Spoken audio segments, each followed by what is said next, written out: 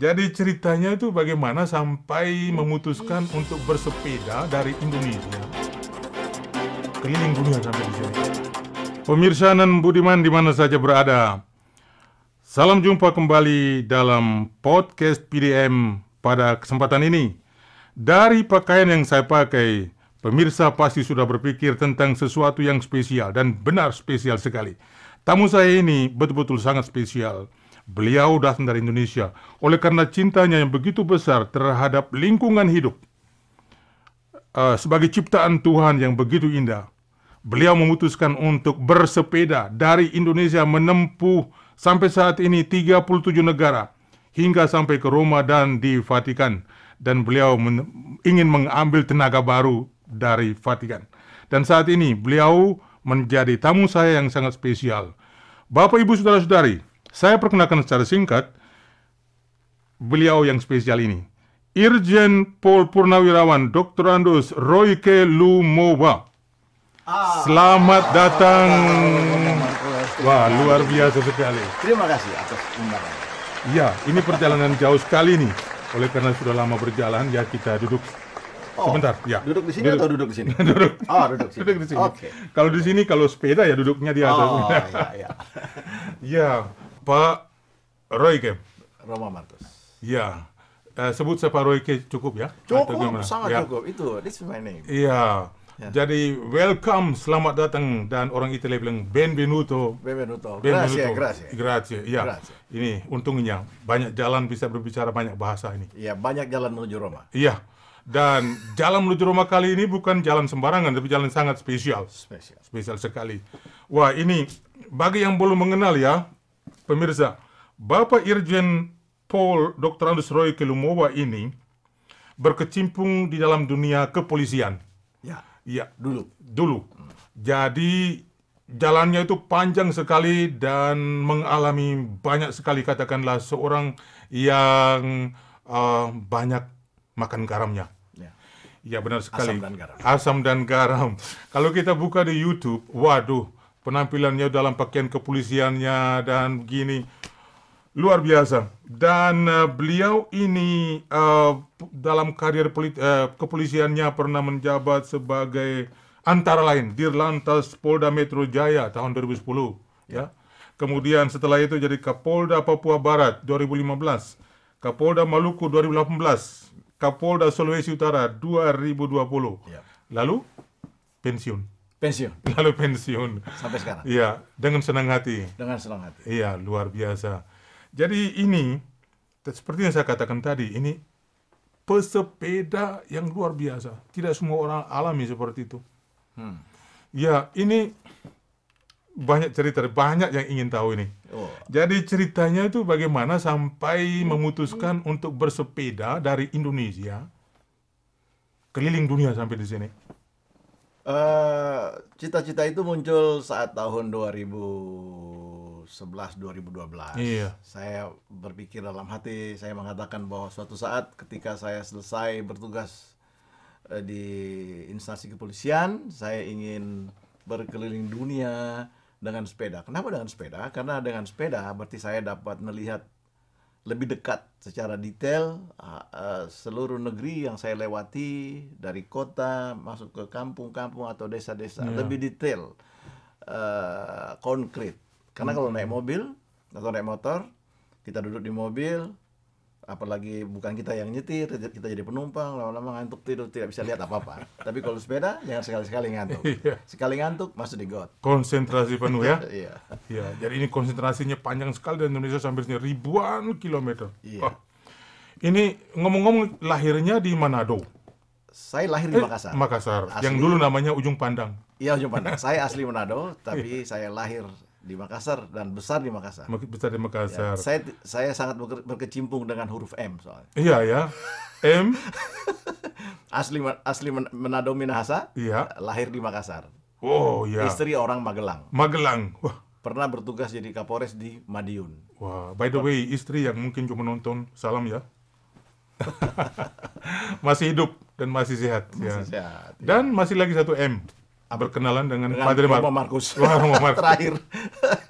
Iya, tapi mungkin masih banyak M lain lagi dalam perjalanan ya. Saya rasa begitu. Ya, salah satunya Bunda Maria tentunya. Sekarang ini bulan Maria. Bulan Maria, ya luar biasa. Jadi, Ya. dalam perjalanan hidupnya pernah mengenyam pendidikan. Saya tertarik dengan SD Frater di Ujung Pandang dulu ya. Ya, saya waktu SD Ya, saya Frata. apakah hobi sepeda itu sudah mulai timbul pada saat itu? Ada sedikit-sedikit. Sedikit-sedikit ya. Sedikit-sedikit. Zaman kecil kita kan suka dari dulu kan kalau anak kecil suka naik sepeda. Juga naik sepeda ya. Ya. Tapi tidak pernah berpikir satu saat harus menempuh. Belum. Wah, Saya berpikirnya dari 2011. 2011 ya.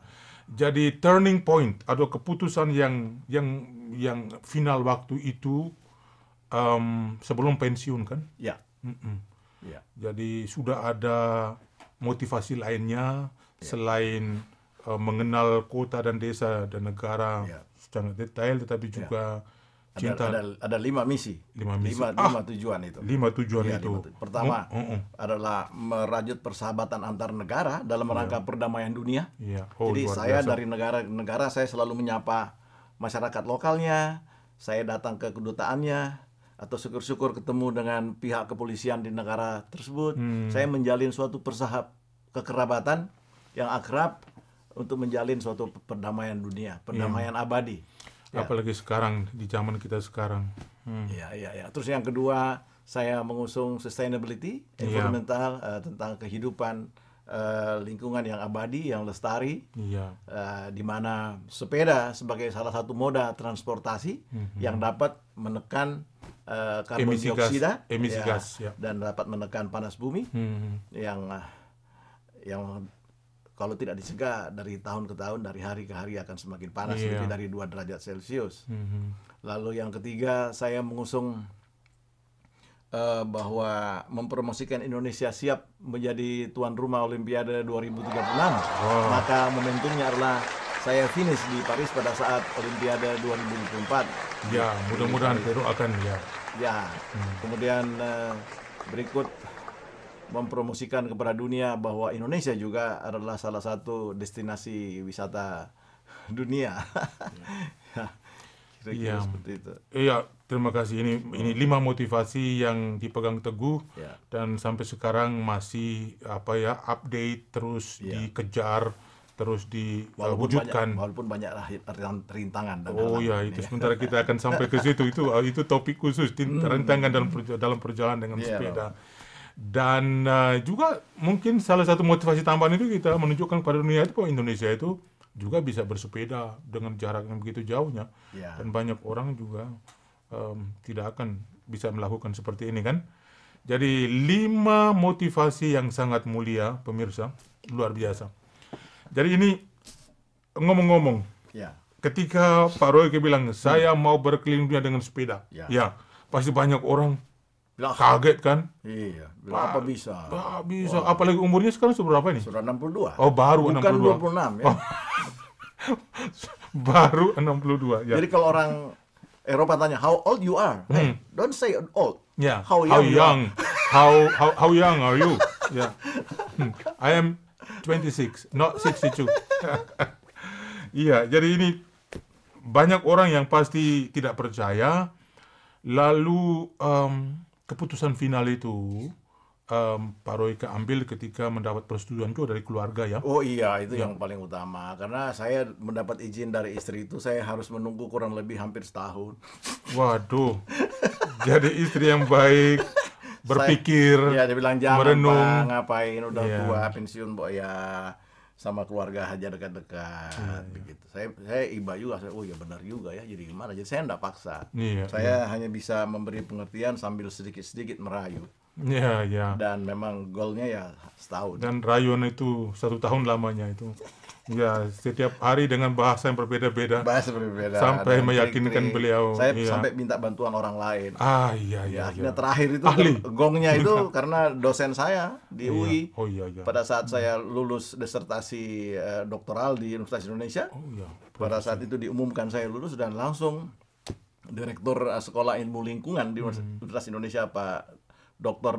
Budi, beliau mengatakan Pak Royke ini luar biasa. Selain kuliah S3 dia lulus luar biasa. Tapi ada satu hal yang belum lolos. Iya. Mau bermaksud mau keliling dunia tapi belum diizinkan oleh istrinya. Istri saya hadir kan di situ. Iya, jadi dengan tidak sengaja, tidak langsung diteguhkan, ya, Iya. dihantar menuju keputusan final. Jadi ini Provisiat, Bapak Dr. Gracias. Roy. Jadi ini studi tentang lingkungan hidup, tidak saya pada level teori, tapi cuma melakukannya. Langsung implementasikan. Implementasi. Nah inilah yang luar biasa. Studi tidak hanya pada level teori, tapi kemudian melakukannya. Ya. Dan melakukan dalam level yang luar biasa. Dan itu memang ajaran dari Paus Fransiskus kan? Iya, Beliau benar sekali. Iya. Jadi ini, itulah. Jadi ajakan. jadi saya itu waktu senang sekali waktu kita mulai berkomunikasi dan sampai kepada motivasi ingin memberikan rasa hormat dan respect kepada lingkungan hidup dan sejalan dengan ajaran Paus Fransiskus. Ya, sebentar kita akan sampai juga ke situ. Lalu bagaimana cerita startnya dari sana? Ya, persiapan apa saja sebelum ke sini? Ya, tentu persiapan fisik. Saya fisik tadi sudah sampaikan, saya bersepeda dari tahun 2010. Iya. Ya, kira-kira kalau dirata-ratakan berapa kali bersepeda? Seminggu 2-3 kali lah. Dan mendekati hari H saya lebih intens lagi selama paling tidak selama 6 bulan itu saya latih fisik, latih mental, latih kesiapan kru, kesiapan peralatan yang lain gitu. Iya, jadi by the way kru ya. Jadi bersama dengan Pak Roy juga ada krunya ya, pemirsa, Ada tidak tim sendirian. supporting ya. Dan dengan mobil berplat Indonesia, plat B Indonesia. Iya. Dan itu berangkat dari Indonesia sampai sekarang, syukur belum ada sesuatu yang menantang, membahayakan. Tetapi yang mengganggu ada banyak. Mengganggu ada banyak. Dan kru syukurlah masih setia, ada pergantian, tapi masih ada yang hadir di sini juga. Ya, sekarang tinggal dua. Aslinya kan 3. Iya. Tapi sudah bergantian. Iya, tetapi ya Karena syukur. alasan kesehatan. Iya, tapi syukur keduanya masih sehat. Ya.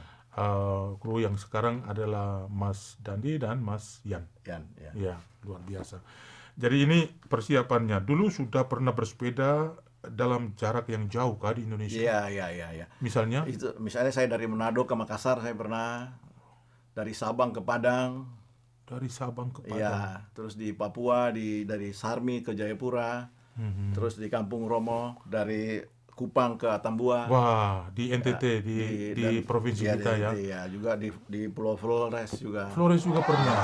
Wah, itu pulau kelahiran saya itu. Flores ya. Apa kan? Kabupaten Flores Timur. Belaran Tuka. Jadi sudah menguasai juga wilayah NTT, luar biasa. Dari Kupang sampai Atambua. Di Flores dari mana ke mana? Flores dari tengah itu. Dari ND atau Bajawa? Atau dari Bajawa Maumere? ya. Bajawa sampai ke Maumere. ke barat. Oh, ke Ruteng, Manggarai. Manggarai sampai sampai Labuan Bajo. Labuan Bajo. Wah, jadi itu belum melihat Flores itu kan, Flores itu masih Iya. Suatu saat lah sampai ke timur Alor, ya. Oh, Alor boleh ya. Masih ada pulau-pulau lain lagi, Lembata, Adonara, Solor. Nanti bisa dikelilingi. Saya belum pernah ke Alor, tapi saya loncat sampai ke Wetar. Saya udah pernah ke Wetar. Wah. Wetar itu Maluku. Maluku iya. Barat Daya. Oh iya.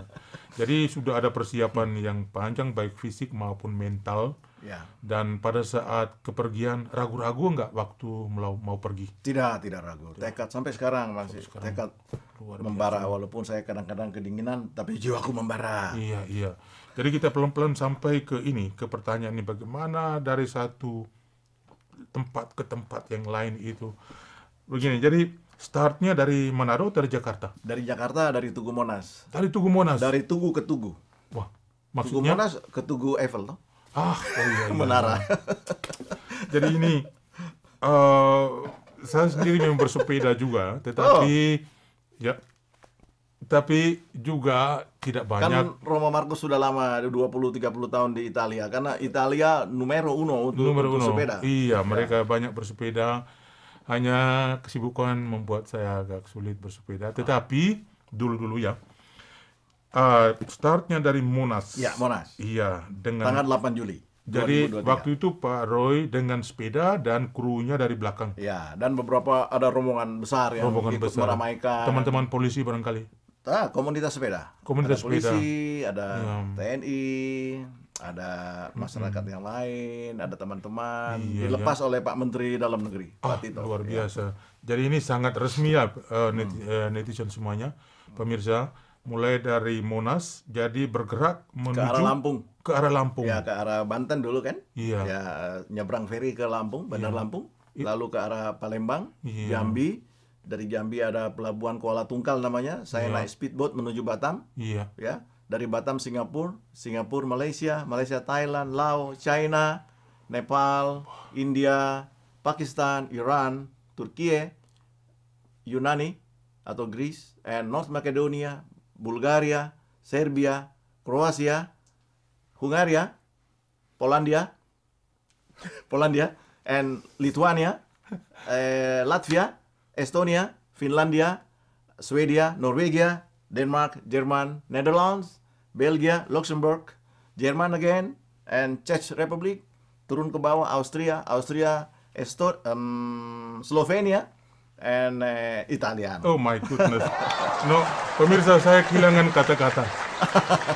Ini semua negara ini begitu banyaknya dan kita hanya melihat data ya. Tapi aduh, luar biasa. Jadi berangkatnya pagi atau siang? Berangkatnya pagi ya. Pagi.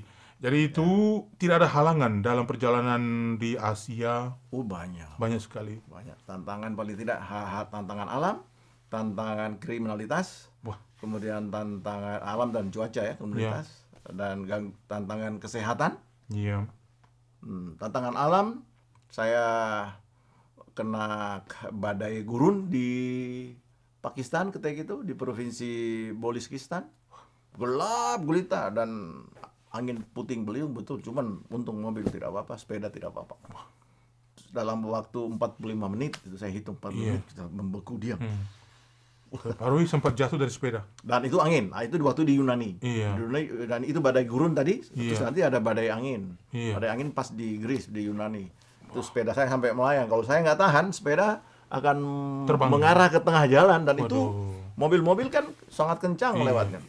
Saya tahan begini, ada di foto itu, sampai sepedanya melayang. Badai salju. Iya ya, itu di mana? Di negara mana itu? Setelah Lithuania, Latvia. Latvia saya terkena temperatur paling dalam, itu minus 26. Minus 26 dan naik sepeda. Dan naik sepeda dengan jarak Dengan 25. hanya celana pendek. Oh, no, celana panjang. Oh, celana panjang. Oh, iya, ada jaket juga kan? Saya beli outfit di Warsawa. Iya. Polandia. Itu outfit untuk downhill. Iya, jadi untuk segera ski. menyesuaikan diri ya dengan Ya. Wah, jadi ada badai angin. Iya, badai ada gurun. badai gurun, ada badai salju. Tapi semuanya bisa dilalui dengan baik. Belum gangguan kriminalitas. Waduh, pernah mengalami? Ya, saya kecurian, ya uang bawaan itu pas di Chalus. Chalus itu kota kecil yang ada di Laut Kaspia di utara Teheran, di Iran. Kemudian saya juga kecurian mobil saya itu dipecah kacanya dan diambil barang-barang di dalam itu di Teheran. Kemudian mobil pernah ditabrak juga orang mabuk mungkin Iya. pas di Turki. Gitu. Kemudian dan juga pernah kehilangan sepeda. Iya, Tidak itu. jauh dari sini. Iya, itu kehilangan sepeda itu kita akan sampai ke situ. Itu topik besar itu. Jadi pernah kecurian. Ini 4 kali kehilangan. kehilangan. Mobil sempat dipecahkan kacanya. Iya. Waduh, ada yang mungkin ketika mengalami itu putus asa dan kata, kita pulang saja. packing barang-barang kita Pulang. kembali ya. Tapi tetap maju. tekadnya luar biasa. Ya. Wah, maju. Hebat Pak Roy. Hebat sekali. Jadi melintasi begitu banyak negara dengan begitu banyak tantangan, cuaca, kesehatan, dan kriminalitas semuanya, tetapi tekadnya tetap teguh. Itu suatu pelajaran besar sekali untuk kita ya. Kalau kita mau melakukan sesuatu ya harus bersabar dan harus tekun sampai pada Satu lagi gangguan yang agak cukup berat itu tentang izin visa. izin Perpanjangan visa. Schengen Aduh. visa kan harus pas itu akan berakhir, saya harus perpanjang. Akhirnya kemana-mana tidak bisa diperpanjang di Eropa. Akhirnya saya harus kembali ke Indonesia untuk memperpanjang. Waduh, Jadi itulah salah satu surat izin selama hidup yang terpanjang yang saya urus. Iya. Panjang jaraknya. Jaraknya. Dari Amsterdam harus urus ke Jakarta. Waduh. Tapi setelah semuanya beres, kembali lagi melanjutkannya. lanjut. Berapa lama di Indonesia waktu itu? Hampir 1 bulan urus visa. Hampir 1 bulan ya. urus Jadi visa. bisa mempersiapkan diri dan mental lagi selama 1 bulan, lanjut lagi ya, luar biasa. Semua ada hikmahnya. Iya, jadi semuanya ada hikmahnya tentu. Lalu kira-kira negara atau jalur mana yang dirasa paling menantang? Menantang. Iya, Berat secara alam ya. secara Tibet. alam ya Tibet. China di provinsi Tibet. Wah, Karena ketinggian dari permukaan laut itu dia sampai 5.000-an lebih mdpl. iya, dan 5.000 itu meter di atas permukaan laut. bisa membawa gangguan kesehatan juga. Gangguan, ya pusing bisa karena Iya, tekanan. tekanan darah kita juga berubah. Dan orang yang takut ketinggian juga pasti Iya, bisa langsung menyerah. ya termasuk yang suhu tadi minus 26, Minus 26. kemudian panas di Pakistan itu kena badai, tantangan. Tapi semua tantangan itu semua ternyata menjadi peluang. Iya, jadi peluang untuk Ya untuk saya happy. happy dan bisa belajar dari pengalaman Belajar, untuk maju ke semakin depan. kuat. Iya, iya. Jadi ini semua juga tentu oleh karena kru yang mendukung dan Ya. semuanya. Namanya pendukung kan harus kuat. Iya, Orang iya. yang didukung, Iya. orang yang mendukung tuh harus kuat. Kalau nggak kuat kan bisa Iya. roboh. Dan juga namanya kita orang Indonesia ya, umat orang beragama dan beriman. Entah apa agama dan imannya, tetapi Tuhan selalu dekat ya. Oh ya, itu kita tidak boleh jauh. Iya. Setiap hari, setiap saat kami semua berdoa untuk selalu diberikan keselamatan dalam perjalanan, jauhkan dari segala gangguan, baik itu kecelakaan, kejahatan maupun cuaca buruk. Iya. Bagus sekali, jadi Tuhan tidak pernah jauh, apalagi dalam situasi-situasi penuh tantangan seperti itu. Ya. Lalu banyak gereja juga yang dikunjungi ya. Ada kalau hari Minggu saya lihat kalau saya ada di kota besar, ada gereja saya singgah di Polandia, di Kroasia. Iya, iya. Itu negara-negara yang kental kekatolikannya. Ya, Jadi banyak aktivitas gereja. Lalu setelah melewati begitu banyak negara, akhirnya merasa penting untuk singgah di Roma. Ya. ya, Dan ingin mendapat berkat dari Paus. ya. Saya ke Vatikan. Iya, jadi kita waktu itu berusaha untuk bisa ikut audiensi ya. Ya, karena bantuan Romo Markus juga. Tapi Diberi yang jalan. iya, tapi tujuan yang paling tinggi dan paling luhur tidak kesampaian, tetapi ada kesempatan bertemu dengan Paus waktu itu dalam satu lumayan. kesempatan yang Bisa bersalaman. bisa bersalaman. Iya. Dan saya bisa membawa tulisan pesan Laudato Si, Iya, Laudato benar Deum. sekali. Iya. Luar biasa, tahu itu sebagai orang Katolik yang baik, tahu Laudato Si, Laudato Deum. Itu 2 dokumen penting ya pemirsa dari Paus Fransiskus ya, selama kepausannya beliau menerbitkan sebuah ensiklik yang bernama Laudato Si. Itu mula-mula itu yang mengajak kita semua untuk menghormati lingkungan hidup, menjaga integritas alam. Beliau menekankan bahwa kita semua ini pernah melakukan dosa ekologi. Dosa pribadi dan dosa Terhadap alam. iya, kelompok. Oleh karena itu, konsekuensinya harus ada pertobatan ekologi. Bertobatlah. Dan pertobatan yang dilakukan oleh Pak Roy ini bukan karena bersalah, tetapi melakukan sesuatu yang bagus untuk kita dengan bersepeda yang begitu jauhnya. Ya, jadi Paus waktu itu rupanya senang ya karena ada tulisan Laudato Si. Ya. Bagaimana reaksi beliau waktu melihat tulisan? Sedikit terpukul. Ya, langsung saya julurkan tangan dan beliau menyambut juga. Karena juga dalam bahasa Italia langsung beliau mengerti kan? Ya. Iya. Ya, syukurlah beliau. Jadi beliau tahu bahwa ada orang yang betul-betul melakukan apa yang beliau ajak. Ya. Setelah Menghargai alam, untuk menjaga alam agar langgeng, agar lestari. Saya di mana-mana kalau video saya menghimbau di medsos saya bahwa bagi siapapun kita, kelompok atau komunitas atau baik itu juga pemerintah, daerah, pusat yang telah melakukan pelanggaran terhadap lingkungan, yang sudah merusak lingkungan, bertobatlah. Garis bawah 3 kali ini. Sebuah pesan yang sangat luhur dan mulia. Terima kasih. Jadi ini kita semua dengar dan benar-benar kita mendengar dan cuma mengikuti apa yang Pak Roy katakan ini. Jadi itu Paus juga sangat concern dengan itu. Dan setelah beliau tahu bahwa Laudato Si itu disambut sangat baik, tetapi realisasinya masih minim. Oleh karena itu beliau menulis lagi setelahnya sebuah seruan apostolik namanya Laudato Deum. Ya. Itu dengan ajakan yang lebih konkret lagi, lebih mendesak lagi supaya kita melakukan sesuatu. Jadi apa yang seperti dilakukan oleh Pak Roy ini betul-betul sebuah contoh yang sangat luar biasa menyenangkan Paus tentunya dan kita semua. Dan bagaimana rute perjalanan selanjutnya? Rute. Oke. Saya akan sebagaimana rencana akan menghabiskan melewati 45 negara. Sekarang ini adalah negara ke-37 ya. 37. Berarti masih berarti masih ada 8 negara ya, yaitu Monaco, Switzerland, kemudian Perancis itu sendiri, lalu Spanyol, Portugal, Maroko, lalu United Kingdom, dan satu lagi sebelah Swiss, Liechtenstein. Ya, itu negara kecil. Satu lagi Andorra juga. Waduh. Ini masih banyak negara yang akan ditempuh. Nah, berarti dari daratan Eropa ini sampai di Spanyol harus melewati Selat Gibraltar. Oh ya, satu lagi Maroko. Maroko. Berarti dari melalui Selat Gibraltar untuk sampai ke Afrika Utara di Maroko dan itu. Wah, ini jalannya masih berkelok-kelok. Padahal tinggal 2 bulan, makanya saya harus besok saya sudah harus start lagi menuju ke utara.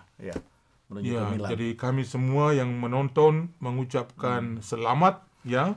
Dan semoga semua yang diinginkan dan dikejar akan tercapai dengan sempurna dan penuh kesuksesan karena kerja keras dan juga berkat Tuhan. Dan Romo itu jangan lupa, saya finish itu dalam rangka pas bersamaan dengan pembukaan Olimpiade. Oh ya, benar sekali. Jadi nanti masih lewati beberapa negara. Finish di Paris, di Olimpiade Paris pada bulan Juli sampai Agustus. Lalu dari sana akan kembali. Saya kembali ke Indonesia. Mobil lewat Rotterdam, Nederland, dan kami kembali terbang pada Agustus dari Amsterdam. Ya, mudah-mudahan sampai pada kesempatan itu Pak Roy dan krunya masih sehat-sehat. Kalau diizinkan istri, saya pulang bersepeda lagi. Waduh. Tambah setahun. Iya, jadi harus bertanya istri dulu ya. Harus konsultasi dengan istri dulu. Iya. Lalu gimana? Sebelum kita sampai ke penutup, ada sesuatu yang terjadi. Kita tidak mau supaya ini diceritakan kemudian kita pergi begitu, tapi nanti kita usahakan supaya ada happy end-nya. Tapi sebelumnya itu kan ada peristiwa terjadi di Roma kan? Ya, itu pencurian. Iya. Saya kehilangan sepeda. Iya, sempat sudah viral di media sosial kalau sepedanya dicuri itu. Sebagai penduduk Roma, saya mau bilang apa ya, prihatin sekali, sedih sekali karena terjadi di sini. Tapi itulah kenyataan di sini, kita tidak pernah tahu ya. Tapi polisi Roma sudah menangani, Brother Andrea, semoga beliau dengan ulet gigih memperjuangkan agar sepeda bisa kembali, karena itu bukan soal harga, tetapi itu adalah saksi sejarah. Saksi sejarah yang sampai sangat saat ini. Kuat ya. Bahkan saya katakan kalau pelaku itu akan menjual kepada seseorang, juallah kepada saya. Saya akan membeli sedikit lebih mahal daripada harga pasar di pasar Loa. Ya, berarti rasa cinta terhadap sepeda itu sudah sangat mendalam oleh karena makna sejarahnya itu. Bukan karena nilainya, nilai nominal atau uangnya, tetapi saksi sejarah. Bagian dari sebuah sejarah yang sangat penting di dalam hidup ya. Jadi kita doakan semoga segera kembali sepedanya. Dan semoga pencurinya bertobat. Semoga pencurinya bertobat dan kembalikan dengan ikhlas. Semoga saya akan memberikan uang jeripai. Tidak terlalu baik ini ya. Sudah mencuri, yang punya masih memberikan lagi uang. Jadi ini sebenarnya sudah luar biasa. Jadi ini mungkin siapa yang pencuri yang mungkin melihat waktu menonton video ini, tolong kembalikan. Kalau malu lewat saya, lewat Romo Markus. Dan saya akan kembalikan Pak Roy tanpa ada pesangon atau tanpa ada tip tambahan. Gitu. Jadi ini Pak Roy, saya senang sekali bisa menjadi guest saya pada kesempatan ini. Sama-sama. Sharing-sharingnya yang singkat tetapi sangat mendalam. Di dalam sharing-sharing yang sederhana dan ini, itu ada pesan-pesan kuat yang kami tangkap dan juga para pemirsa tangkap. Ya. Nah, sebelum kita sampai kepada penutup, kira-kira ada pesan apa untuk pemirsa atau keluarga, istri, anak, keluarga, mungkin bisa disampaikan? Oh, terima kasih kepada istri dan anak-anak ya. Kami sih tiap hari komunikasi luar biasa. lewat komunikasi yang ada. Atas dukungan mereka saya bisa selamat, sehat, dan berkat lindungan Tuhan saya juga tidak pernah sakit yang berarti gitu, sehingga membatalkan perjalanan saya, tidak, saya sehat terus sampai sekarang. Itu juga patut saya bersyukur pada Yang Maha Kuasa dan kepada semua teman-teman yang mendukung, pihak bos saya di kantor, baik Indika Energi maupun Hasrat Abadi, dan semua sponsor yang sudah memberikan dukungan moral dan material kepada saya, ini yang membuat saya masih sehat dan kuat sampai hari ini. Terima kasih untuk semua itu. Jadi pemirsa, kita semua sudah mengikuti cerita yang luar biasa ini. Silakan like, silakan share, silakan komen, memberikan dukungan moral kepada Bapak Roy Lumowa. Semoga semuanya berjalan dengan baik dan dapat kembali ke Indonesia dengan selamat pulang. Amin. Amin. Jadi selamat meneruskan perjalanan Pak Roy. Nanti kapan-kapan kita akan jumpa lagi, entah di sini atau di Indonesia. Ya. Yang jelas bukan di perjalanan dengan sepeda. Tapi Romo sudah pakai helm, sudah pakai jersey. Oh iya, ini kita rupanya harus buka untuk bisa dikenal oleh pemirsa ya. Oh, iya buka. Iya. Jadi inilah kami pemirsa Pak Roy. Jadi itulah sharing yang telah kita lakukan pada kesempatan ini. Dan seperti saya katakan, hati-hati di jalan. Terima kasih. Semoga tetap sehat. Amin. Iya, istirahat yang banyak. Ya. Jangan terlalu banyak juga, nanti nggak sampai-sampai. Wah, berarti nasihat saya salah ini. Ya cukup. Kalau begitu, ya Pak Roy tahu apa yang baik dan benar yang dilakukan supaya semuanya sukses dan bisa kembali ke Indonesia dengan selamat. So, Pak Roy, dan terima kasih Pak Roy telah berada bersama kami pada kesempatan ini, dan terima kasih atas sharing yang sangat menarik. Selamat jalan dan sampai jumpa lagi. Terima kasih Romo Markus. Salam kami ke Indonesia.